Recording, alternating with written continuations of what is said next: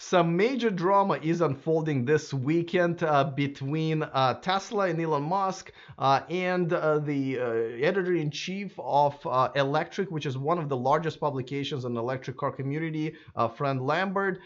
He called out Elon Musk on something that just happened with the pricing of the Model 3 Performance. I'll tell you about it in a second, and I'll tell you back and forth that they had with Elon Musk on Twitter. Very interesting. As you guys probably know, that Fred and Electrek are very pro Tesla. I wouldn't call them fanboys really, but definitely very pro Tesla. So this was very unusual. I believe Fred has some interesting reasons, and there are a couple of other things that kind of came out of it that were good and not so good. And I wanted to not only tell you guys about it, kind of give you my opinion about it, but also see what you guys say in the comment section.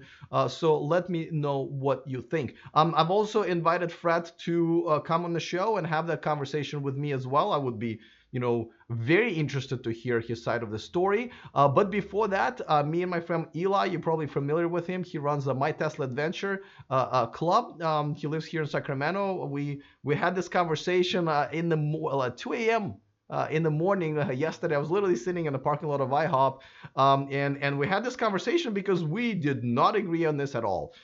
Very opposite opinions.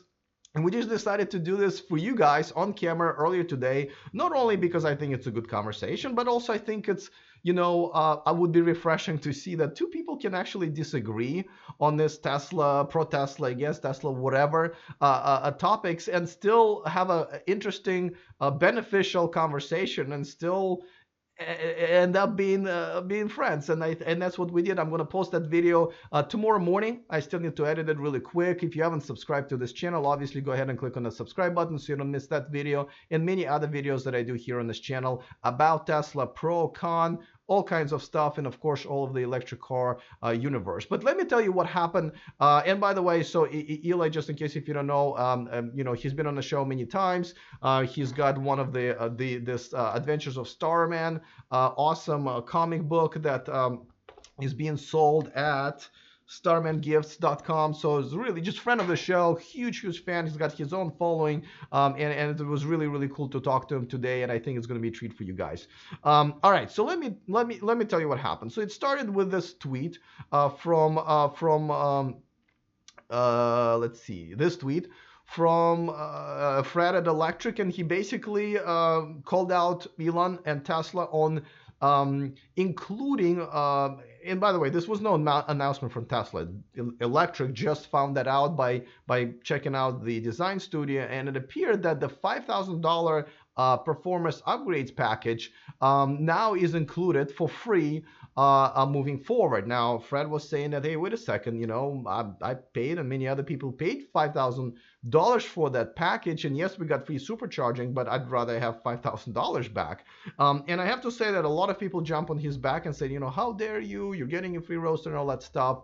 But Elon Musk chimed in, and he originally replied saying, well, you got supercharging for it, but obviously anybody who knows even a little bit of math knows that you can probably supercharge for like 100 years and still not reach $5,000 in money you're spending if we're just talking about travel, right? So and obviously $5,000 would be an immediate gain.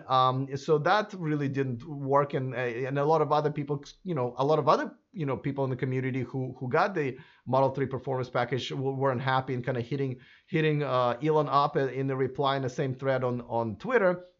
So like with this guy RK, he said, to the vast majority of people, lifetime free supercharging is worth very little and is not a good deal. This is a total screw job to the loyal people who ordered before they change, and I doubt you will convince many of us early buyers otherwise. So he's essentially calling, and much like Fred, saying, hey, listen, we're the early adopters. How's it that we're getting screwed for $5,000? If anything, we should be rewarded, which I think is not necessarily an unreasonable point, to which Elon replied, okay, we will turn off lifetime free supercharging and we'll give you $5,000 refund, which I think is actually a good, reasonable solution. And then later on, Elon replied, because people were just saying, that Fred was out of line, he's taking it personally, and it looks like he was taking it personally, which is understandable. Elon replied, "It's a reasonable criticism," which, by the way, is I rarely hear Elon say that. Um, he said, "I wanted to make the awesome version of Model 3 performance more affordable, but it was arguably too much too soon, taking corrective action." And once again, guys, I've been very critical of Elon Musk in the past and pretty much throughout the most of the year, but his performance at the earnings call and this another exchange, kudos to him. This is exactly Elon that I fell in love with many, many years ago. This is the right way. This is the right thing to do.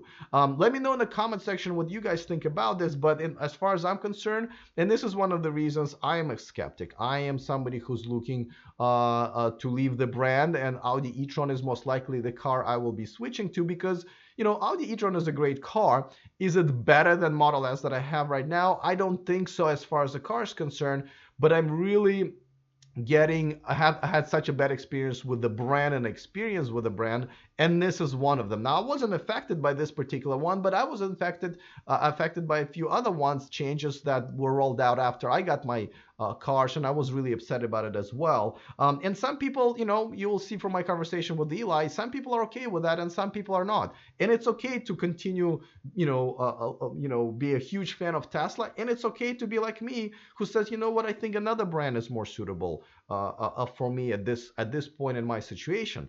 I'm not really sure why community doesn't want to accept it. There was pretty bitter conversation, a lot of people jumping on Fred's back and stuff like that. I'm the last person to defend him. I have to say that to me, he's been very, Tesla fanboyish throughout, most of his articles about Tesla. And this particular article did feel like it was pretty personal. He took it personally, which raises my next question. And before I go into that, let me just remind you guys that this channel and this show is sponsored by Avanex, the aftermarket accessories for Tesla. They don't change their prices very often. They definitely warn us when they do. But there's a discount in the description of this video, the discount code, so you can save yourselves a few bucks. So go ahead and have at it. Now, here's my issue with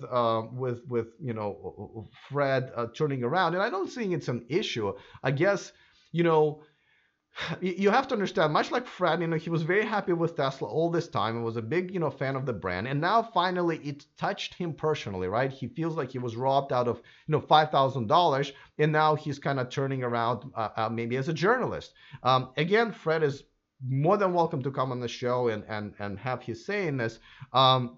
But this is what makes me question his articles before that. And sometimes he did criticize Elon in the past, is that, hey, if you're a journalist, you don't have to have things happen to you directly in order for you to see the bigger picture, in order to see some flaws in the brands that you're covering, specifically Tesla. Like in this case, I don't have a Model 3.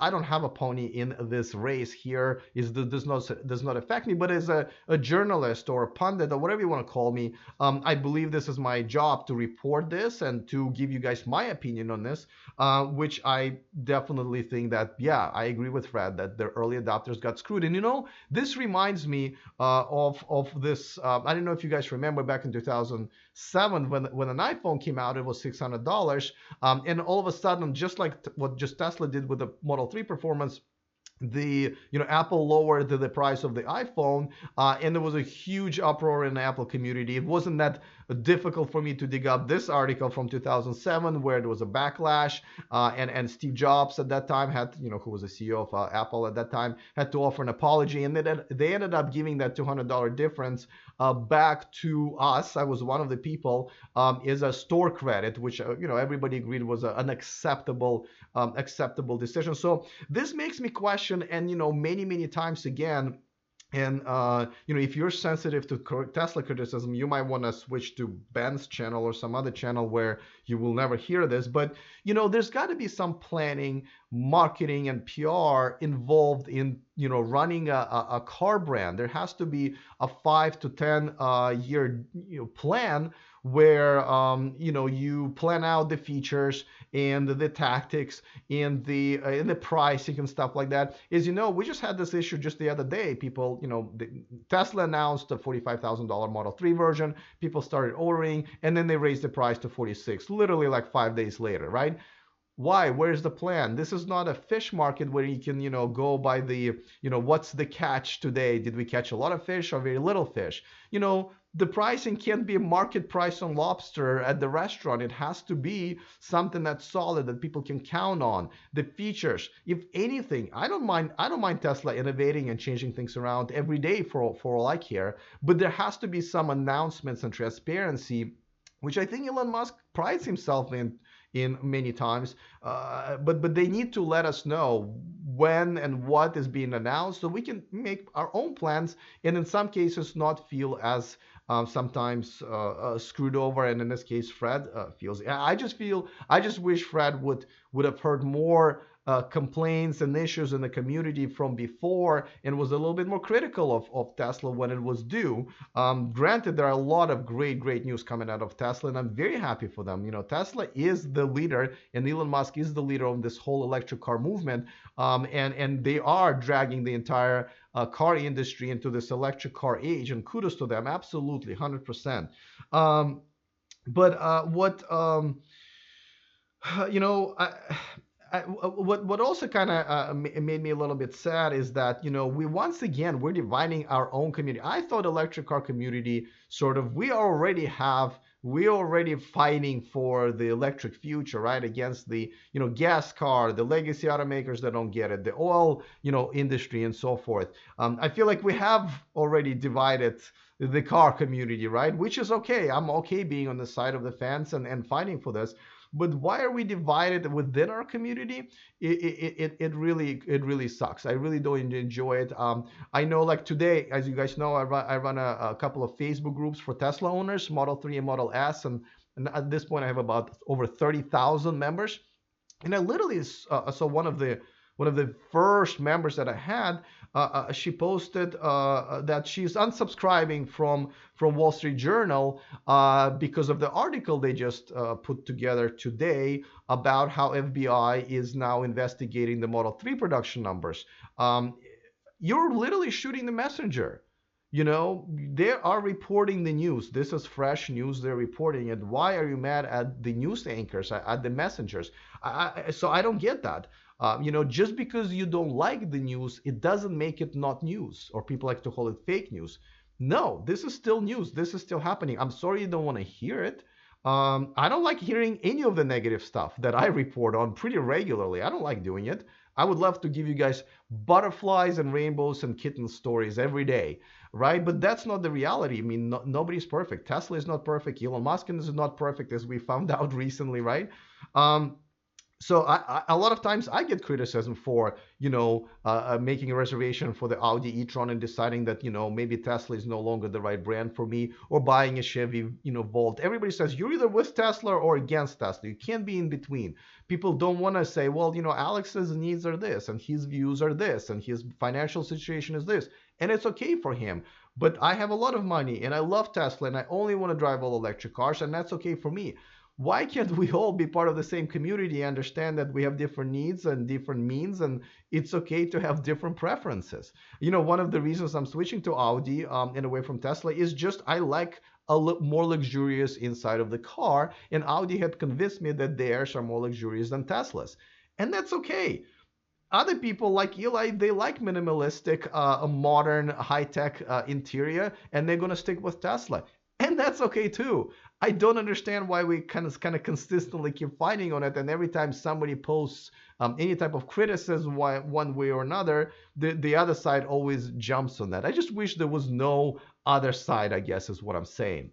And listen, guys, let me know in your comment section, because my channel is about not just news, but in my opinion and analysis, but also your opinion and opinion of other people. So go ahead and have at it. Please be respectful, obviously, in the comment section. Don't forget to tune in tomorrow, where I'll post my conversation with Eli. Again, back and forth. We did not agree on anything, and yet we did not punch each other in the face once. So that's something. Again, hope Fred comes on the show and talks about it, and I will continue talking about this topic. Let me know if you believe that Model 3 performance early adopters should feel that they've kind of gotten screwed with this. because they ended up paying for something that's now free. By the way, just if you know, this upgrades package that for $5,000, it had 20-inch performance wheels, it had performance brakes, a spoiler.